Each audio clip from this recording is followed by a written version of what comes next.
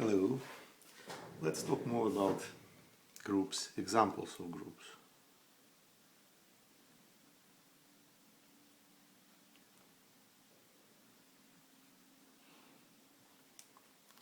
And here all the examples will come from numbers, and the group operation will be one of the arithmetic operations, either addition or multiplication.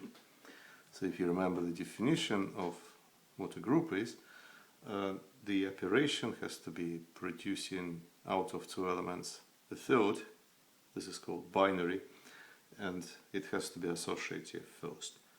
And addition and multiplication on numbers are associative, so it is quite natural to look at,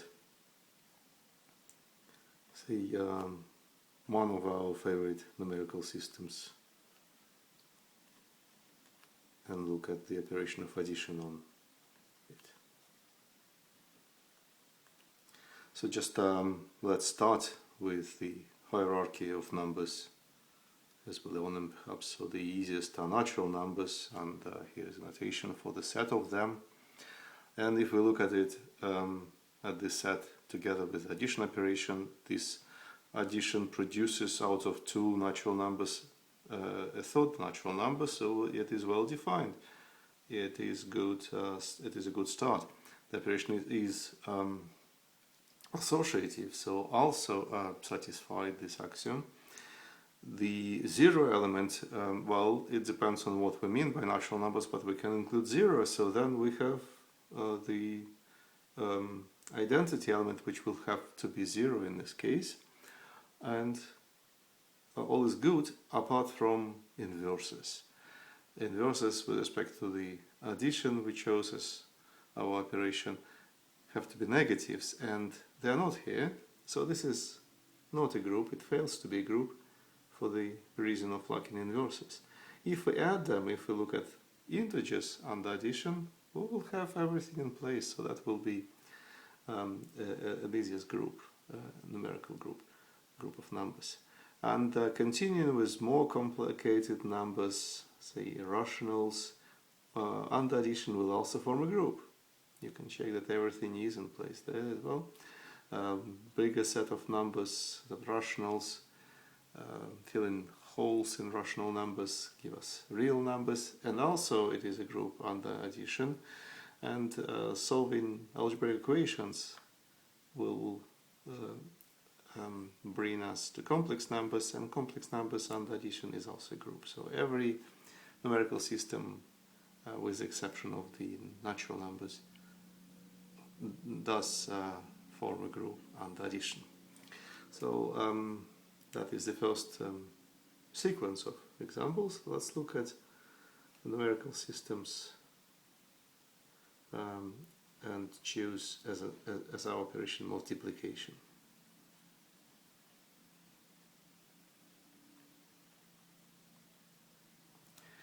Well, natural numbers are closed under product. It is a good operation. It is associative. We have the identity element, a group, in a group sense.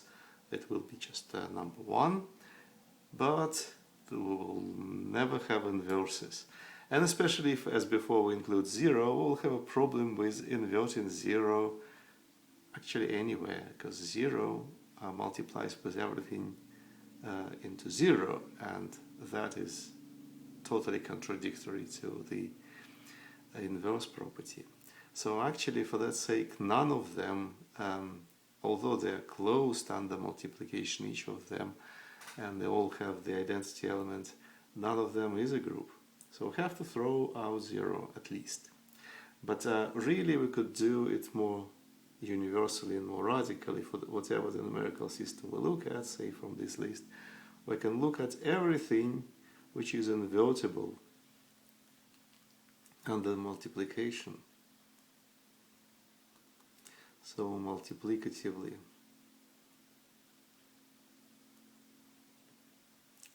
invertible elements will form a subset of any of our numerical systems, and this subset will be a group. And we could look at what happens, say, for For natural numbers, it is also possible, but it just gives us a very trivial answer. Just element 1 is the only natural number which is invertible. With integers, we already have something else. So we have 1 and we have the other, -1. These are the two integers which are invertible under multiplication. Among integers, these are the integers whose inverses are integers as well. And this is a group of two elements. And starting from rational numbers and real numbers and complex numbers, the story becomes the same. The only non-invertible element, the only element we have to take out is 0. Everything else is invertible in rational, real and complex numbers. So this is the consequence of having division in them, and hence we have these groups, and these groups become infinite. I forgot to say that these numerical systems were infinite, all of them, so the groups they form under addition are also infinite. We can construct finite groups out of numbers by taking, say, integers modulo n. And under addition, so with addition,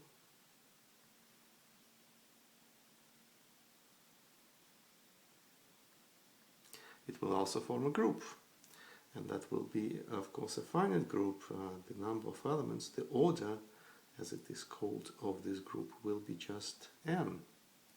So we have this way of constructing groups by taking the integers mod n. And since we have multiplication in place, which also closes on this set, on this finite set, we can look at the invertible integers. So these are invertible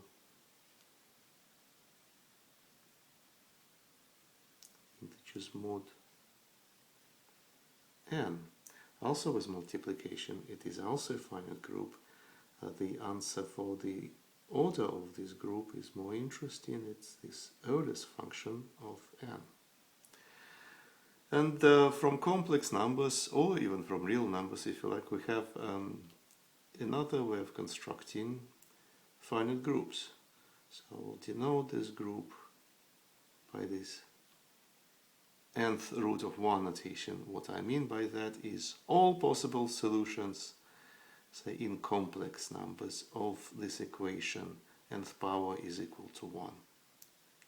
So as we saw, in complex numbers we have n solutions, n different solutions, so that will be again a group of order n, and for each n we will have a group of that size, of that order.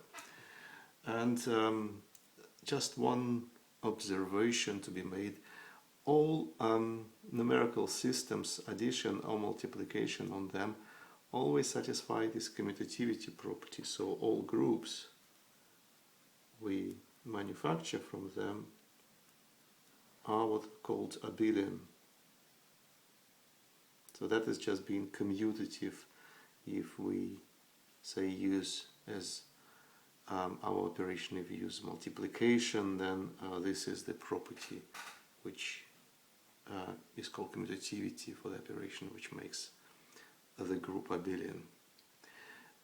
It might give a wrong impression that all groups are abelian. Quite the contrary, most, in some sense, of groups are not.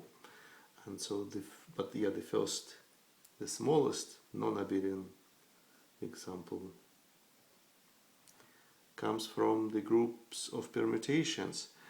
It has to be permutations of 3 elements, which will form a non-abelian group.